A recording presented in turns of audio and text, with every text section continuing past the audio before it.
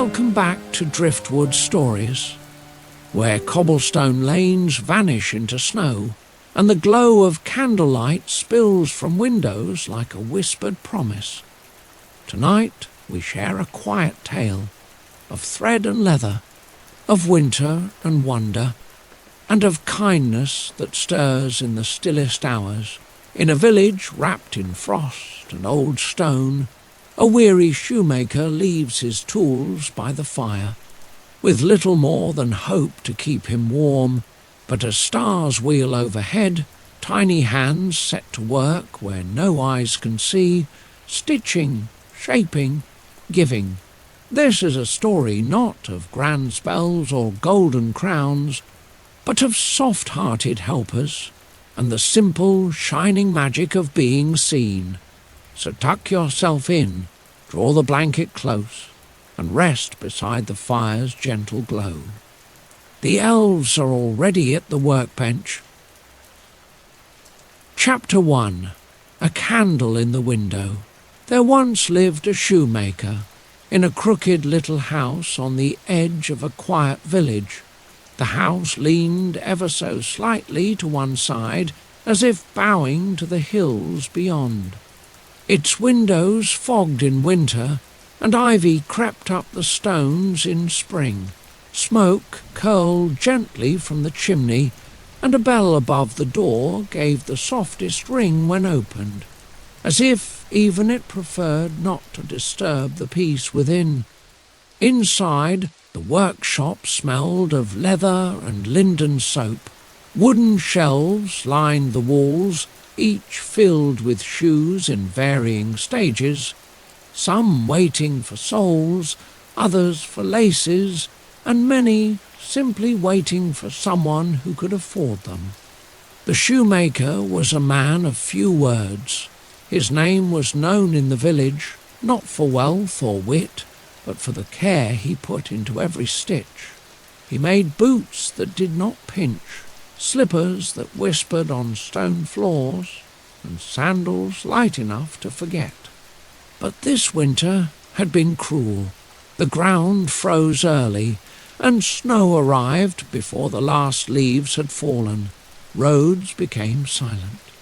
Fewer villagers passed the workshop door. Coins grew scarce. Even the baker's bell rang less often. And so, one evening, the shoemaker stood beside his workbench, shoulders hunched, staring at a single folded piece of leather. It was all that remained, just enough for one final pair of shoes. Behind him, the fire cracked softly. His wife moved about the room with slow care, placing a pot over the embers, folding a blanket, tucking her shawl tighter around her shoulders. She paused when she saw him still, quiet as stone. "Is that all we have left?" she asked gently. He nodded. She crossed the room and rested her hand on his arm. "Then we make them beautiful." He turned toward her. "Even if they don't sell?" She smiled. "Especially then." There was nothing more to say. He sat at the bench, slowly unrolling the leather. It was fine quality, warm brown with a soft grain, enough to make shoes for someone who would truly need them. He worked by lamplight, cutting the pieces with steady hands. His knife traced familiar lines, curved like memory. As he worked, he hummed, softly, almost without noticing. It was the same tune his father had taught him when he was a boy, stitching beside the same bench, in this same house. His wife stirred a thin broth over the fire. The scent filled the room, not much, but warm. She ladled it into 2 wooden bowls and joined him at the bench. They ate slowly, in silence, the candlelight flickering between them. For a moment they simply sat watching the snow fall past the window. "I remember," she said after a while, "when we could afford 3 kinds of butter." He chuckled. And you insisted on tasting them all before choosing." She nudged him. "I remember when you made boots for the mayor's parade, with gold buttons and green velvet. I remember how his heel tore through them in 2 days." They laughed, a quiet sound but real, and when the bowls were empty and the fire low, the shoemaker stood and laid the cut pieces neatly by the bench. Uppers, soles, heel wraps, all carefully prepared, ready to stitch in the morning. He brushed crumbs from the floor, wound down the lamp, and placed a fresh candle in the front window. They always kept a candle burning through the night. It wasn't for customers, not really. It was a habit, passed down from his grandfather, who had once said, "The heart needs a light, even when no one's looking." So they lit the candle and climbed the narrow stairs to their room. They lay close beneath a patchwork quilt, worn but warm.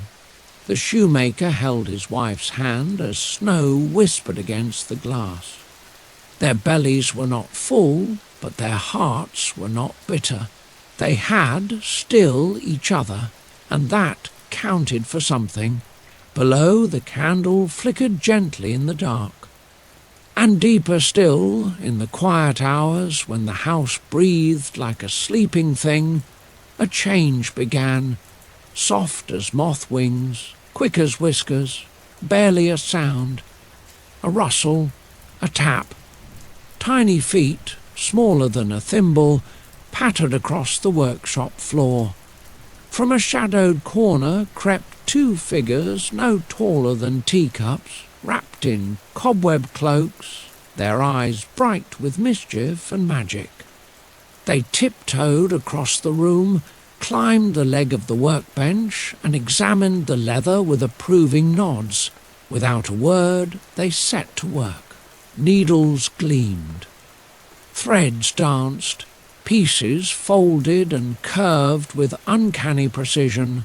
The fire, though nearly out, flared once, just a little, and then faded back to embers.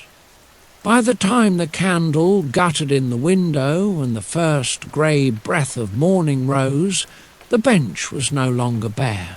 2 shoes sat there now, finished, polished, perfect, not ordinary shoes either.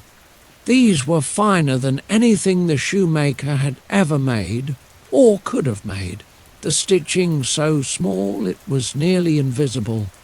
The leather softened like velvet. The soles, trimmed with care, seemed made for someone very special indeed. But upstairs, in the little room above, the shoemaker and his wife still slept, unaware that their last hope had already been answered. Not by gold, not by kings, but by hands so small they left no trace but wonder. Chapter 2. The shoes that stitched themselves. Morning came slowly. Pale light crept across the sky, brushing the village rooftops in soft silver. Frost clung to the windows like lace. A robin tapped once on the shutters before flying off, its red breast flashing like a flame in the snow-draped quiet. Downstairs the fire had long gone out. The air in the workshop was cold enough to see one's breath, but there, upon the workbench, gleaming in the first light of day, sat the shoes. The shoemaker descended the stairs as he always did, rubbing his shoulders and yawning softly. He reached for the kettle, ready to light the stove, when something caught his eye. He stopped, stared, then blinked, rubbed his eyes, and stared again. The leather he had cut so carefully the night before had been stitched, not just stitched, but finished, polished, buttoned, complete in every way. The shoes sat side by side, upright and proud, as if they had grown there overnight. "Dear heavens," he whispered. He leaned in, examining the seams, the curve of the heel, the double row of stitches at the toe. Every detail was flawless, better than his own hand could have ever achieved, and yet the tools were still in their places, no mess, no thread unwound. He reached out and lifted one shoe. It was light but sturdy, supple as silk. He turned it in his hand, heart thudding. "Darling," he called softly, still not taking his eyes off the shoes, "come down here. You must see this." Moments later, his wife descended the stairs, pulling a shawl around her shoulders. But when she saw the shoes on the bench, she stopped beside him and let out a quiet gasp. "Did you?" He shook his head. "I didn't touch them after I laid them out." She stepped closer, touching the stitching gently. "These are the finest shoes I've ever seen." "They're impossible," he murmured. They looked at each other, not in fear but in wonder. The shoemaker placed both shoes carefully in the window display. He propped them just so, on a folded cloth, beneath a flickering candle, not because he expected anyone to come, but because beauty deserves to be seen. Then he made tea, and they waited. The first knock came mid-morning. A woman with a cloak the colour of wine and eyes like the edge of winter. She had walked from the far side of the village, guided only by the rumour of fine shoes. She tried them on. They fit perfectly. She paid in full, with coin enough to last a week, and left with a smile so bright it warmed the whole room. The shoemaker sat down in stunned silence. His wife looked at him over her cup. "We still have leather for another pair," he smiled, small, tired, hopeful. "Then I'll cut them tonight." And so he did. That evening, with the snow falling softly outside and the workshop aglow, he measured and sliced and shaped. Just as before, he laid out the pieces, stacked neatly by the fire. And once more he and his wife climbed the stairs, and once more they left a candle in the window, and once more, deep in the night, as the village slept, the softest footsteps padded across the floorboards. Tiny hands worked with impossible grace. Needles shimmered, threads danced, the pieces became a whole, and when morning returned, so too did the miracle. Another perfect pair, and then another. Day after day, the pattern held. By the end of the week, the shoemaker's shelves were empty, not from lack, but from joy. The shoes sold faster than he could cut the leather. And with each sale came more food, more wood for the fire, more light in the little home. But still, he told no one, nor did his wife. They held the secret like a breath, precious, mysterious, too delicate to name. Yet as the days passed and the cold softened, the shoemaker found himself wondering more and more who or what was helping them, and why, and what might happen if they stayed awake to find out. Chapter 3. The Secret of the Midnight Visitors. The days grew longer, not by much, only a few minutes at a time, but the light lingered and the frost lost some of its bite.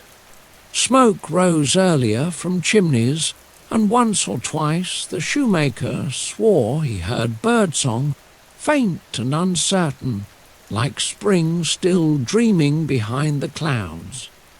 In the little shop, the warmth had returned, not from fire alone, but from laughter. The shoemaker and his wife had begun to hum again as they worked, simple tunes from long ago half remembered. They bought flour and dried pears from the market. They replaced the cracked teapot. They spoke of spring and windows open again. Yet still the mystery remained. Each night Elias, for that was the shoemaker's name, though few remembered it, would cut his pieces carefully, place them neatly on the bench, and leave them in the hush of candlelight. And each morning, without fail, he would find the work complete, flawless, beautiful, and never a sign of the hands that made them. But questions, like ivy, grow slow and quiet until they reach the heart. And one snowy afternoon, as Elias laid out another bundle of polished shoes for the window, he turned to his wife and said, "We should stay up tonight." She was stirring soup at the hearth, but she paused and looked at him, brow raised gently. "To see," he added, "to thank them, whoever they are." His wife smiled, the kind of smile that carries 100 thoughts. She said only, "We'll need something warm to keep us awake." That evening they prepared as always. The leather was cut, the tools set aside, but instead of climbing to bed, they blew out the lamps and tucked themselves behind the curtain by the stairs where the firelight could not reach. They wrapped themselves in shawls and shared a cup of tea. The shoemaker had a biscuit in his pocket. His wife had tucked lavender in her sleeve. Outside, the wind sighed softly at the door. Midnight came. Then the hours grew still, and then the workshop stirred.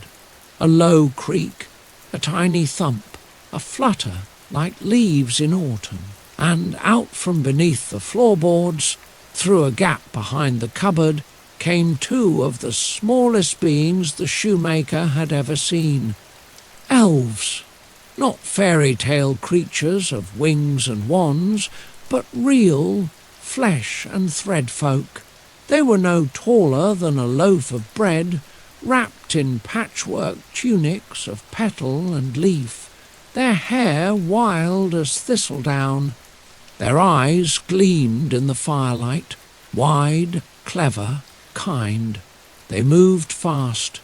They scampered up the workbench with practised ease, one tugging a thread from his sash, the other examining the cut leather with a craftsman's eye.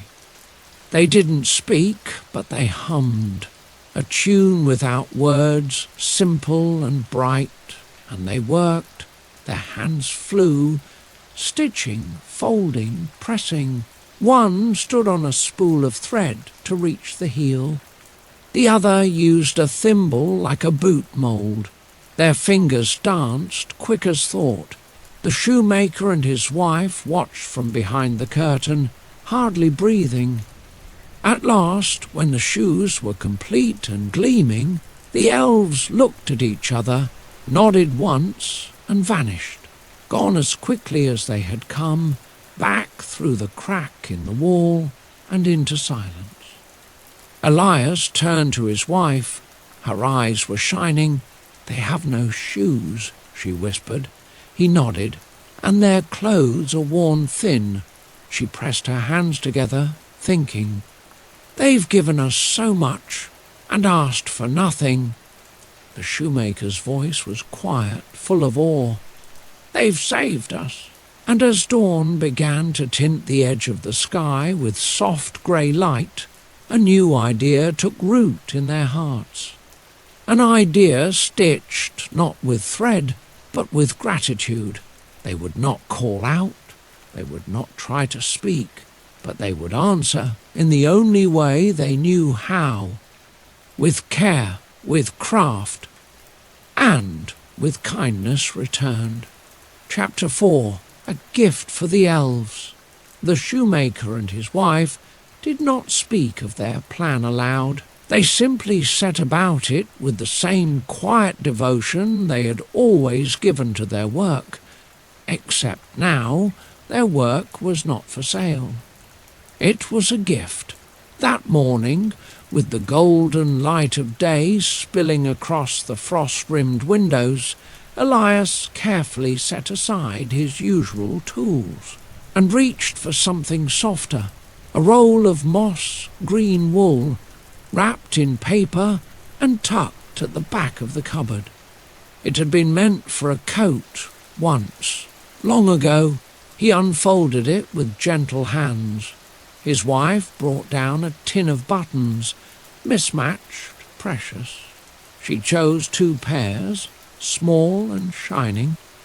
"Not too heavy," she murmured, "and cheerful." They worked side by side as they always had, but today their rhythm was light, their smiles frequent, their humming full. Each stitch was a thank you, each seam a blessing. The shoemaker shaped 2 tiny coats, one lined with soft flannel, the other with blue felt. The sleeves were barely as wide as a thimble, the hood small enough to cup in a curled palm. His wife crafted matching trousers, snug at the waist, with little cuffs at the ankle. She added knee patches stitched like falling leaves.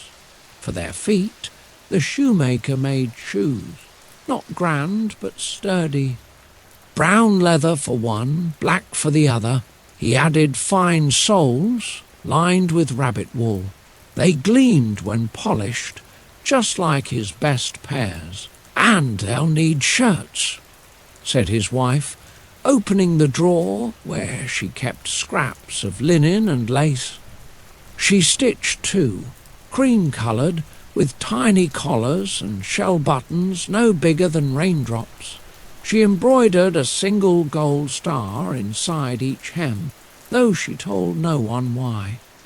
Then, with a playful smile, she added something extra. Tiny caps, pointed, soft, each with a single tassel at the top. "To keep their ears warm," she said. Even magic ears must feel the cold. By dusk, the garments were complete. They folded them neatly and laid them out on the workbench, side by side, each outfit gleaming in the lamplight. No shoes, no leather pieces that night, only this gift, stitched from gratitude and wonder. The shoemaker lit the candle in the window. They took their tea upstairs, but did not stay to watch. "We will not spy tonight," said Elias. "This gift is not for our eyes." His wife agreed. Let them come freely. And so, with full hearts, they climbed into bed and let the dark settle gently over their home.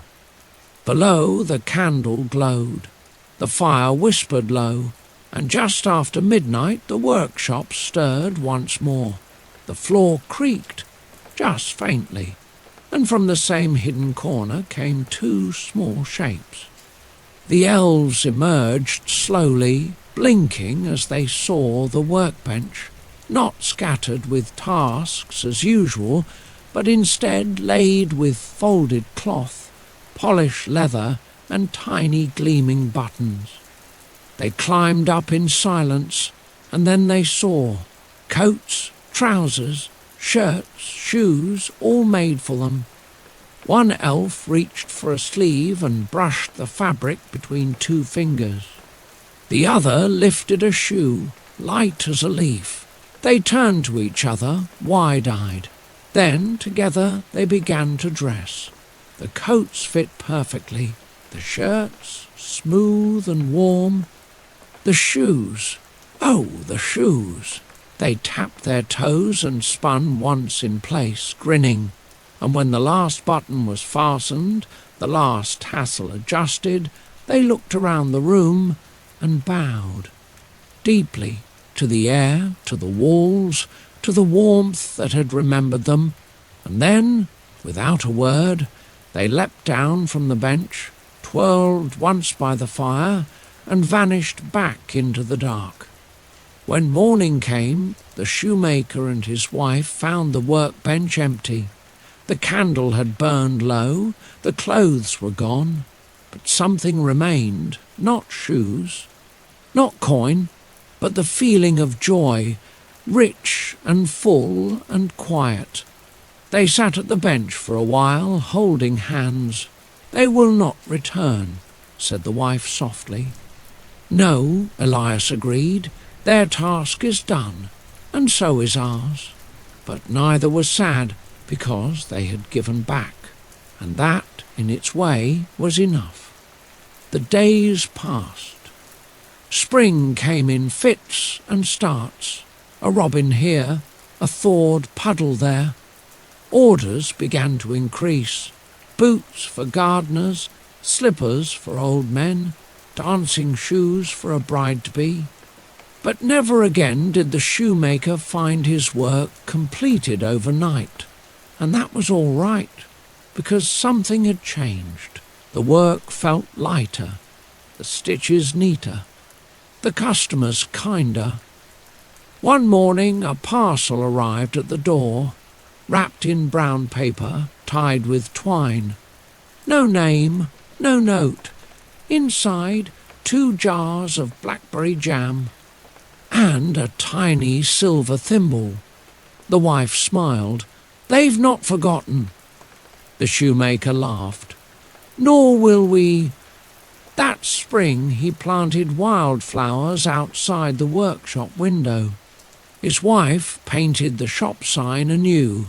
They filled the bell over the door with lavender buds so it rang sweetly when customers entered, and they always kept a candle in the window, not out of hope now, but in thanks. Chapter 5. The Warmest Morning. The snows melted slowly that year, first from the rooftops, where little rivers of silver trickled down shingles and splashed onto cobblestone paths. Then from the tree branches, where icicles thinned and fell like the final notes of a long song. The fields stayed white for a while longer, but the air smelled different, like soft soil and beginnings. In the village, windows opened a crack. Laundry was hung in cautious patches of sun. Children kicked through slush with sticks and laughter. Life was stirring again. And in the crooked little house on the edge of town, the shoemaker and his wife woke to birdsong. Real birdsong. Clear, bright, full-throated, not a timid winter chirp, but the kind that announces morning and dares the sun to rise faster. Elias opened his eyes first. He lay still, listening.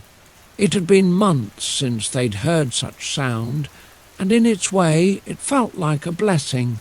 He turned and saw his wife already awake, her eyes bright with the soft sheen of spring. "Do you hear it?" she whispered. He smiled. "I do." They rose together.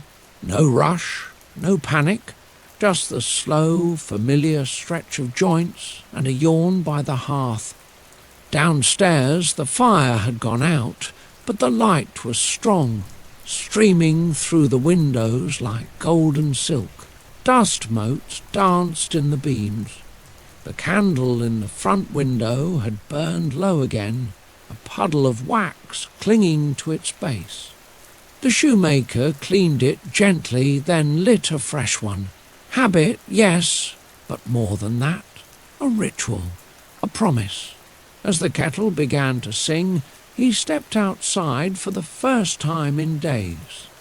The garden was wet, the stones slick, but the wind was soft on his cheeks. He closed his eyes and for a long breath said nothing at all. Inside, his wife was folding linens, humming a lullaby her mother had once sung in the kitchen while baking bread. There were no elves in the walls, no tiny shoes waiting on the bench, but the house felt full. Elias brewed their tea, and they took it at the workbench, as they had every morning for so many years. The same seats, the same cups, but a new season beginning all around them. A soft knock came at the door. It was a young girl from the bakery, cheeks pink from the walk, a paper parcel in her arms. "Mamma says thank you," she said shyly. "For fixing Papa's boots. They carry him lighter now," said the shoemaker. The girl grinned. "He says so too." She handed them the parcel and ran off down the lane, boots squelching cheerfully through the thaw. Inside the parcel were 2 warm croissants, a slice of jam tart, and a note in uneven script. "For all your kindness, may it return to you always." The shoemaker and his wife shared the tart at once. Later, a shepherd passed through, needing repairs on a broken heel. He paid in firewood. A teacher left a pair of worn slippers and returned days later with a sack of apples. A boy with 1 good boot and 1 barefoot came away with a repaired pair and returned a week later with a bundle of early violets. The shop became full of quiet exchanges. Not just shoes, but stories. Not just coins, but connection. And every time Elias worked, measuring, cutting, shaping, he thought of the elves. He thought of their tiny fingers, their silent nods, their bowed heads before vanishing into the night. And when his wife sewed buttons or lined cuffs or tied ribbons, she thought of the coats she had made, of the pointed caps and the golden stars hidden in each shirt hem. Neither of them ever said the elves' names. They didn't know them, but that didn't matter. Some friendships are made with stitches, not syllables. Some love never speaks, but leaves warm shoes at your door. One morning, weeks after the last snow melted, they woke before dawn, both restless without knowing why. The candle in the window had burned low, but was still lit. The village was quiet. A mist clung low to the earth. The shoemaker lit the stove.